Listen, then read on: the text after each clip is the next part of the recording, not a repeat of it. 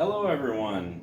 Well, this may be anticipated by some people. I've decided to go ahead and start my YouTube channel. I have officially decided to call it iWeather, I for Ian, and I'm going to be giving you little tidbits of information that I've learned about weather over the years. I started out being fascinated by weather when I was about 12, and I swore I was going to be a meteorologist, but for whatever reason, I had changes of mind and I decided not to become a meteorologist, but I still am very interested in the subject, so I'll share with you little tidbits of things I've learned over the years about weather that some people don't quite understand, they get confused about. So I'm going to start off tonight by showing you, this is my local area. This is the north central Florida, Jacksonville area, Gainesville, and we have some decaying thunderstorms that popped up this afternoon over the Lake City area in South Georgia. We had a big thunderstorm pop up over the Alachua area this afternoon and evening, and that has pretty much fallen apart. We just have some light sprinkles coming down over the northern half of Gainesville tonight. And I'd like to go on to the tropics in my next little part here. Okay, now switching sides over here, I want to show you this is a steel shot satellite map of the Western Hemisphere, basically. Well, not South America, but that's right here. This just shows some of the cloud patterns that are happening right now across the tropical region. As you can see, there's a tropical depression or a tropical storm. I think it's Bud over here in the East Pacific, just off of Mexico. It's going on out to sea, not going to bother us. You can see it's kind of some clusters of storms over the eastern Gulf of Mexico and some storms over Florida. There's kind of a trough of low pressure across Florida. That's bringing in some unsettled weather with thunderstorms and showers in the afternoon. You can see basically there's scattered showers and storms across the western Atlantic, except the Bahamas. They're pretty quiet right now with fair, hot, humid weather. And then right in here, just east of the, what happened? Oops, I hit, bear with me, yeah, I hit the wrong button here. Oh, there we go. Well, at least we know this thing works. Getting back to what I was talking about, right in here, you can't really see it on this one because you can see a slight turning in the cloud pattern here. There's the tropical wave right here. Here's the Greater Antilles. The Greater Antilles are here. Here's the Lesser Antilles, the Windward Islands. So right in here is like a twisting motion. This is a tropical disturbance that the National Hurricane Center is depicting will move exactly in this direction, west-northwest, and is going to be moving into an environment, which means when I say it's going to be a healthier environment, the air is going to be more moist, there's going to be less dry air around, there's going to be less wind shear, and they believe that there's a 60% chance of tropical development somewhere over the Bahamas.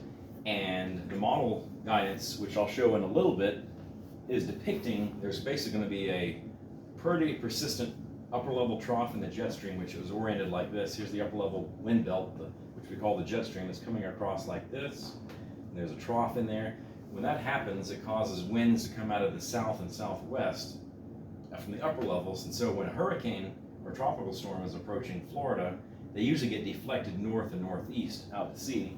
And that's what the latest forecast model is showing what will happen with possibly the future tropical storm Debby, which is supposed to develop somewhere in this area right here, near the Bahamas. So give me a second, we're going to go over to another screen here. Okay, so on this Tropical Tidbits website, this is by Dr. Levi Cowan, a meteorologist with a PhD. He created this website, and this gives you a lot of different options. It gives you weather maps, basically cloud maps, satellite maps, and precipitation, where the low pressure, high pressure areas are. Now this also shows the numerical computer models that predicts the weather. And I'm going to go to the European model, and we're going to I'm going to show you what the model is showing for the potential development of Debby. So I'm going to put this in play mode here. And right here, this is the area where the disturbed weather is, where Debby may be coming from. This is Puerto Rico, this is Hispaniola and Cuba, here's Florida.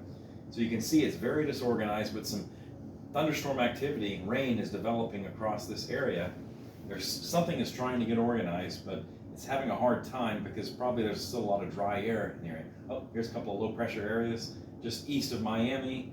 And see, what day is this? This is like August the 2nd, 3rd. August 4th, it shows something trying to form off the coast of Jacksonville, about 200 miles.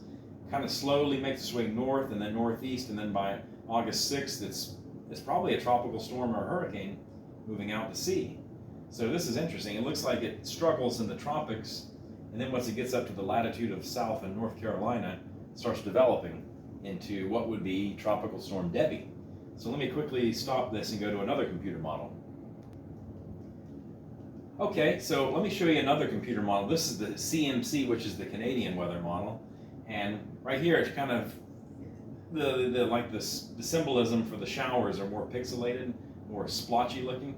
But basically, it gives you the same idea. There's not much organization until it gets up to the Carolinas. And then it's going to go through this again. Here it is, August 7th and 8th. There's really nothing out here, just run-of-the-mill thunderstorms pop up over Florida. But here we are, tomorrow, July 31st, August 1st. Nothing's really going here, August through August 2nd. Nothing's really developing, just some disorganized thunderstorms. Something starts to develop here on the 5th, and then boom, on the 6th, right off the coast of North Carolina, Debby develops. So I think right now it's not really, well, these models are often wrong. I think it's very possible that this thing will have a hard time getting itself going. I think probably off the coast of North Florida or Georgia by about 200 or 300 miles, so somewhere in this area, you might actually get a tropical depression or storm form out of this disturbance, and then it'll form in the Debby in this general area and then move on out to sea. Before I go tonight, I also wanted to show you something that a lot of people are not really aware of, and that involves the way people see hurricanes on a satellite map. When they see all these really bright colors, it looks scary. It looks like this whole area is going to produce destructive winds, but let me just show you how that's not the case. I don't know where this guy came from.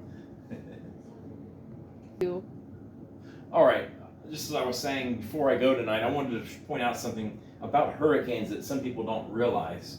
And right here, this is several satellite depictions of Hurricane Irma from 2017.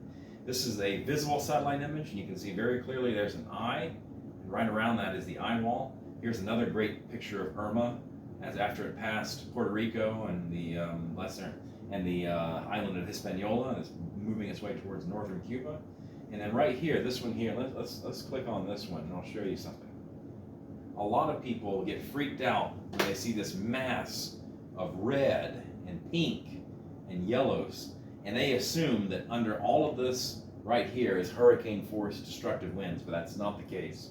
All this is, these colorations you see, this is a depiction of the cloud top temperatures, and where the colors are brightest, that's where it's coldest actually, because that means the thunderstorm activity inside the hurricane is going up really high in the atmosphere, and so the higher it goes up, the colder it gets. And these ones here that are kind of yellow, that's warmer cloud tops. That means the clouds are more shallow, and underneath these clouds you don't have hurricane force winds. As a matter of fact, all hurricanes vary in size, but in a general sense, the hurricane force winds do not extend out very far from this eye right here. With Irma though, the hurricane force winds were pretty much inside this pink area here, and then the tropical storm force winds were basically inside this area here. Irma was an unusually large hurricane, and when it came up across Florida, even places in the Panhandle had tropical storm force winds all the way from Irma, even though the center was way over near Gainesville. But anyway, just thought I would share that with you, and I hope you enjoyed this little video I did. There's more to come, and I'll try to keep content coming and try to keep these videos as short and to the point as I can. Look forward to seeing you again. Have a good evening.